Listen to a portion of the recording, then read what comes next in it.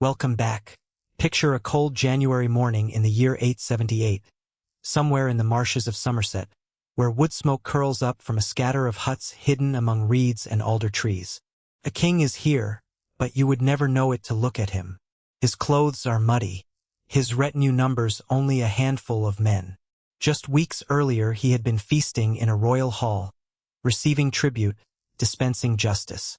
Now he is hiding in a swamp, and the kingdom he rules exists mostly in his own head.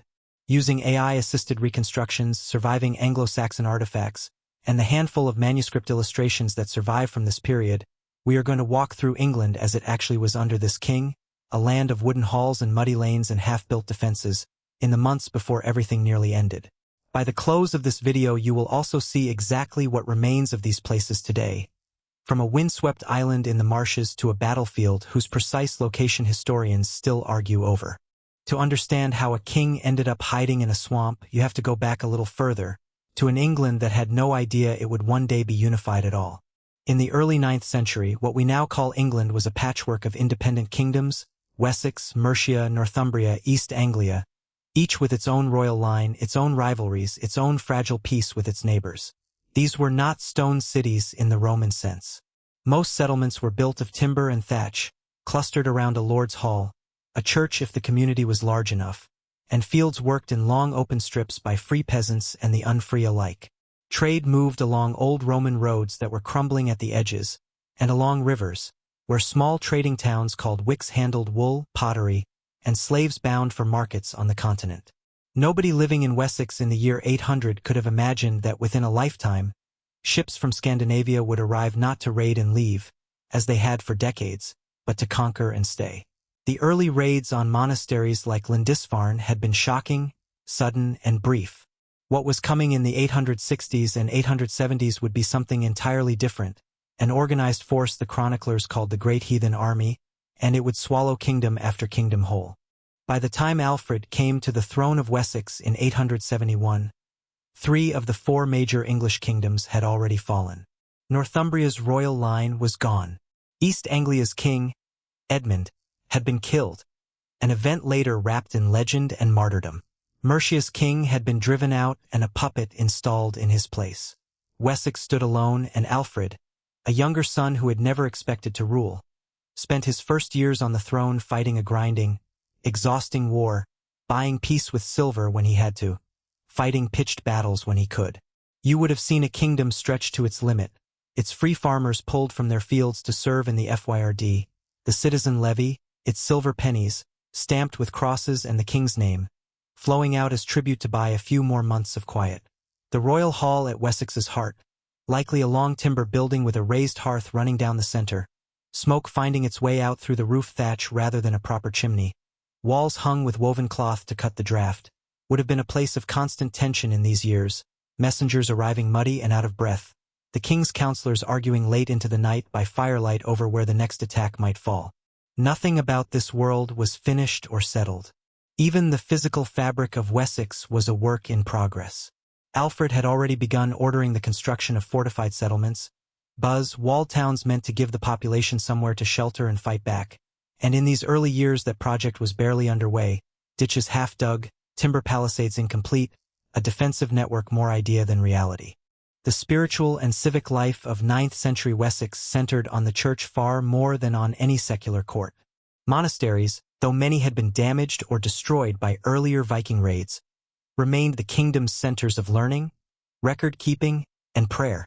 It was here that monks copied manuscripts by hand, working in cold scriptoria with quills and ink made from oak galls, preserving not only scripture but law and history. Alongside the church stood older institutions of governance that predated Christianity's arrival, the Shire Moot and the Hundred Court, gatherings of free men where disputes over land, theft, and debt were settled aloud in public according to custom and increasingly according to written law codes the kings themselves issued. Justice here was communal and oral. There were no courthouses of stone. A moot might convene under a particular tree or at a boundary stone that had marked the meeting place for generations, elders and freemen standing in a circle, oaths sworn on relics or on the honor of kinship groups who would vouch for a man's word.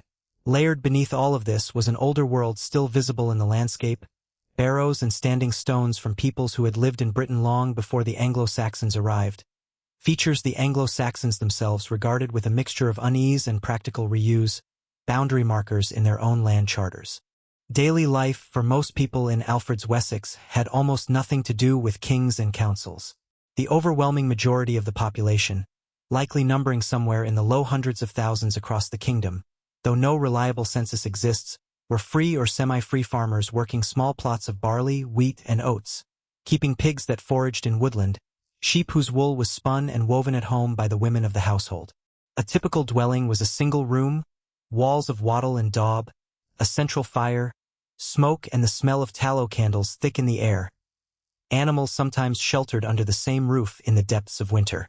Bread was the staple, often coarse and gritty from stone-ground flour, washed down with weak ale, since water sources were unreliable. Class divides were sharp and legally codified. A nobleman's life was worth a fixed sum in compensation under the law, his wergild far higher than that of a free peasant, who in turn was valued far above the unfree laborers and slaves who made up a real, if uncomfortable, portion of the economy. Entertainment came in the form of storytelling by firelight, riddles, and the harp passed hand to hand in the hall after a meal. Each guest expected to sing or recite something in turn.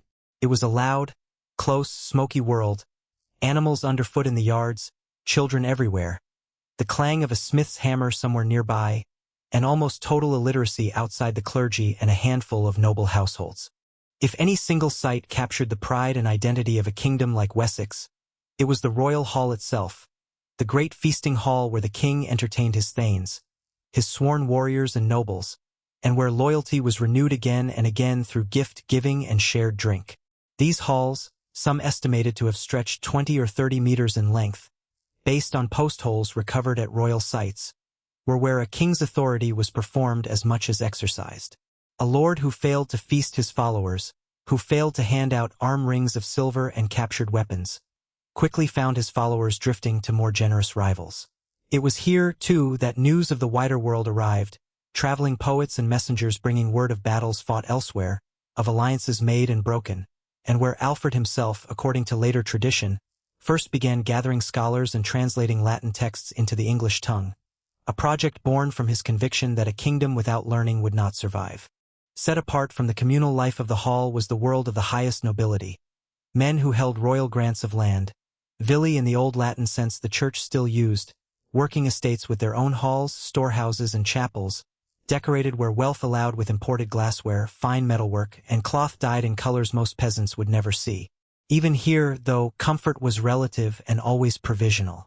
A noble estate near a navigable river was as exposed to a Viking raiding party as any village, and in the years before 878, that exposure was not theoretical. Wealth bought better weapons and stronger fortifications, but it bought no immunity. Whatever was coming for Wessex would not spare the halls of the privileged any more than it spared the huts of the poor. What was coming arrived in the depths of midwinter. In early January of 878, a Viking force under a leader named Guthrum launched a surprise attack on Alfred's court at Chippenham, while the kingdom kept the 12 days of Christmas, a season normally given over to feasting and rest rather than war.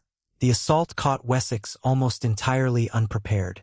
Many nobles were killed or fled overseas. Others submitted to the invaders rather than face annihilation.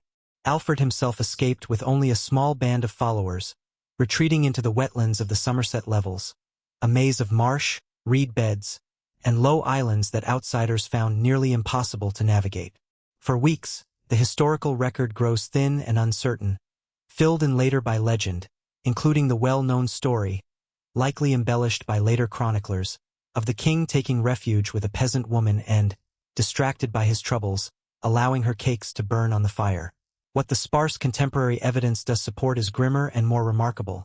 A king reduced to guerrilla resistance, launching small raids from a fortified island called Athelney, gradually rebuilding contact with loyal nobles across Wessex and neighboring Devon, and slowly, through the late winter and early spring, calling men back to his side. By May, Alfred judged the moment right. He summoned the FYRD of Wessex to a meeting point, and in the days that followed, marched to confront Guthrum's army at a place the sources call Ethandun, likely near modern Edington in Wiltshire, though its exact location remains debated by historians today. What happened next unfolded quickly. Alfred's forces met the Viking army in open battle and, after fierce fighting, routed them, driving the survivors back to their fortified camp and besieging it until Guthrum sued for peace. For the men fighting that day, this must have felt like one battle among many in a long and uncertain war. Only with hindsight does it look like the hinge on which English history turned. The peace that followed, later formalized as the Treaty of Wedmore, required Guthrum to accept Christian baptism, with Alfred himself standing as his sponsor, and to withdraw his forces from Wessex entirely.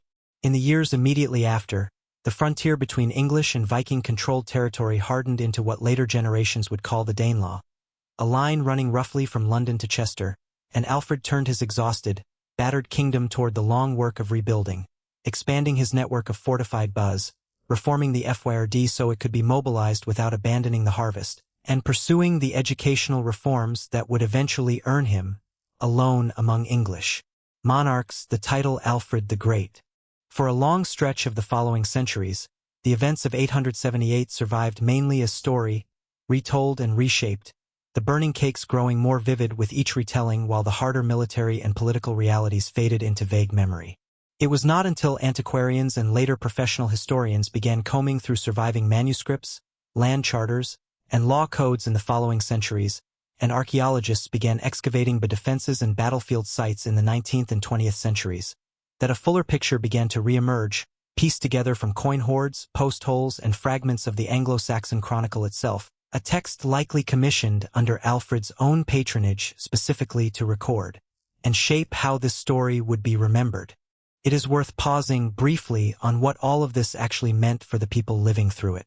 Behind the chronicle entries and the treaty clauses were ordinary families who lost sons in that winter attack, farmers who watched invaders pass through fields they had planted in better years, a kingdom of real households holding their breath through a cold, uncertain spring. The history books remember 878 as a turning point. The people who lived it only knew they were afraid, and that, somehow, by summer, they were not anymore.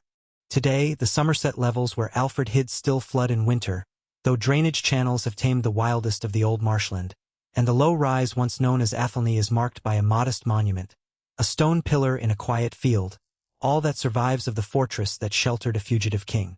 The likely site of the battle at Edington is now peaceful farmland in Wiltshire, crossed by public footpaths, with only the ancient Westbury White Horse cut into the nearby hillside, itself possibly linked to local memory of the battle, hinting at what once happened there. None of Alfred's original timber halls survive above ground, but archaeologists have located and excavated the footprint of several, including at Wessex's royal centers, revealing post holes and hearths that let historians reconstruct their scale with real precision. Winchester, which Alfred developed as a fortified burgh and which later became closely associated with his memory, still follows the street grid he laid out, and a Victorian statue of the king stands in the city center today, sword raised, gazing down the very road where his fortified town once stood. Fragments of his coinage, his law code, and the chronicle he set in motion survive in libraries and museums across England, small physical threads connecting the modern visitor directly back to that cold, uncertain winter. Thank you so much for walking through this with me. If there is a place or a moment in history you would love to see brought back to life like this, drop it in the comments below. I read every single one, and I would love to know what to explore next. If you enjoyed this journey through Alfred's England, consider subscribing so you do not miss where we go from here. See you next time.